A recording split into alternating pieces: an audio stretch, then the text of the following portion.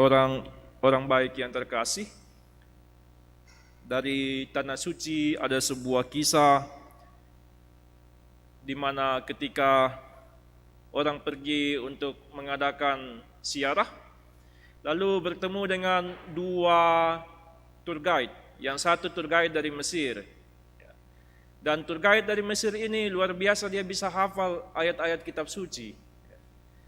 Dan ketika dia menerangkan, dia mengatakan, Bapak Ibu, mari dibuka kitab sucinya, dan juga dibuka tablet sucinya, handphone sucinya.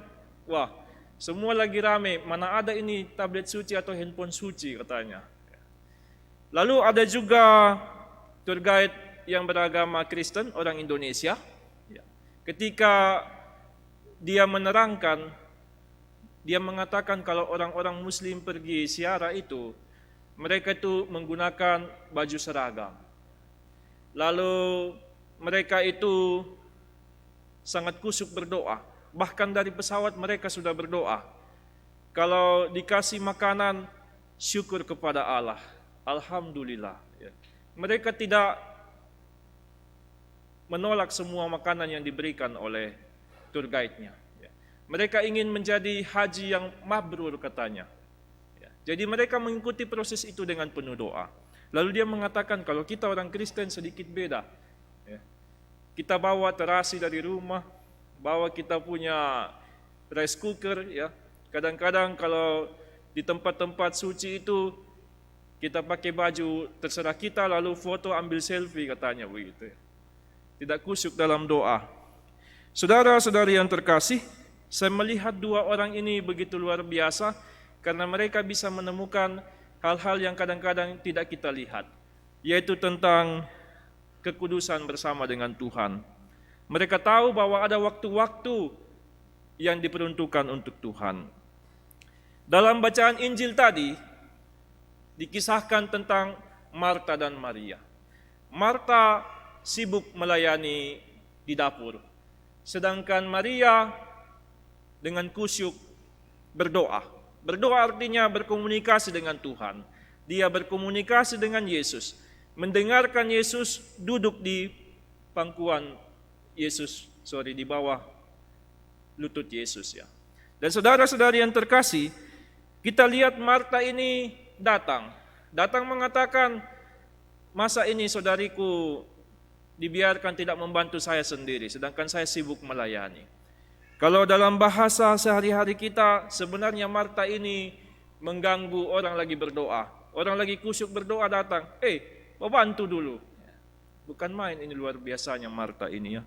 Namun kita lihat Tuhan Yesus adalah orang yang penuh kasih. Dia tidak memarahi Marta, dia hanya mengatakan bahwa Maria mengambil sesuatu yang terbaik.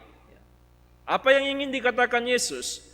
Bahwa kita memang ada waktu untuk bekerja, tapi ada waktu juga untuk Tuhan. Kadang-kadang kita perlu diam, tenang dan mendengarkan Tuhan dalam kehidupan ini. Dan yang lebih penting lagi, bagaimana menghargai waktu-waktu Tuhan itu.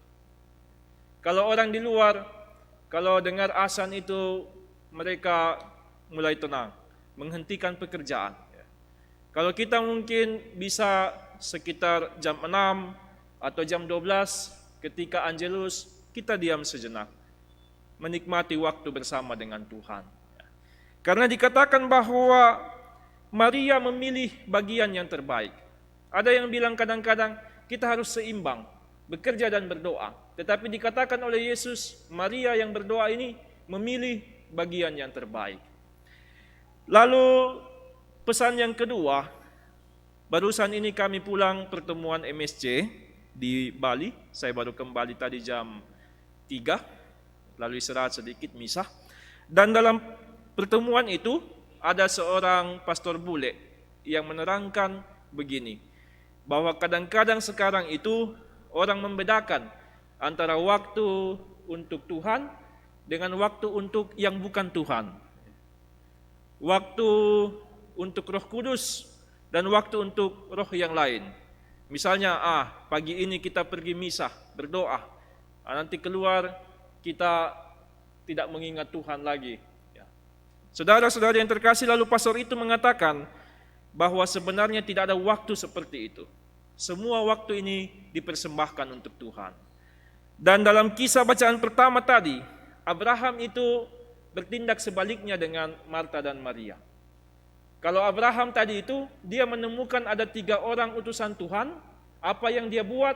Yang pertama itu, dia memasakkan. Dia memasakkan untuk 3 orang itu, menyembelih hewan yang terbaik, lalu dia menyodorkan kepada 3 orang itu utusan Tuhan. Lalu dia dikatakan bukan cuma sibuk di dapur, setelah dia sibuk di dapur itu, dia duduk bersama-sama dengan ketiga orang itu dan mendengarkan. Dan karena sikap Abraham ini yang selalu melihat pekerjaannya itu sebagai pelayanan, dia melihat pekerjaan juga itu bukan sebagai waktu untuk diri sendiri, waktu untuk keluarga, tapi dia melihat pekerjaannya untuk melayani orang lain, bahkan melayani utusan Tuhan. Dan dia juga mau duduk ketika dia melihat mereka mau berbicara, dia duduk mendengarkan. Dia menyediakan waktu untuk Tuhan berbicara.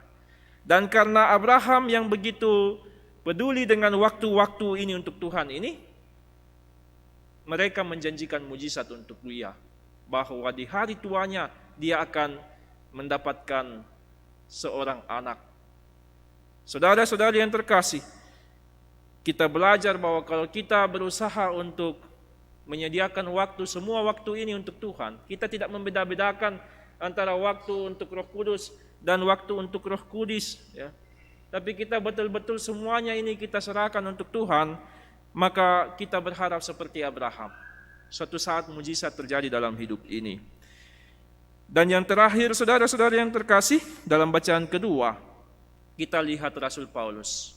Rasul Paulus ini bahkan bukan cuma pekerjaannya yang dilihat sebagai untuk Tuhan. Dikatakan bahwa dia menderita, bahkan penderitaannya juga untuk Tuhan. Maka saudara-saudari, kadang-kadang juga kalau kita menderita, kalau kita sakit, mengalami pergumulan hidup, kita tidak bergumul sendiri. Kita percaya bahwa Tuhan ada bersama dengan kita. Seperti Paulus mengatakan bahwa rahasia yang kuberikan kepadamu bahwa Kristus ada bersama-sama dengan kita, sehingga walaupun dalam keadaan susah, penderitaan, dia merasa tetap bahagia, karena dia merasa selalu bersama dengan Tuhan. Saudara-saudari yang terkasih, mari kita melihat hidup ini sebagai waktu bersama dengan Tuhan, baik dalam penderitaan, dalam pekerjaan, dalam doa, kita semuanya mengerahkan hati kepadanya. Semoga demikian. Amin.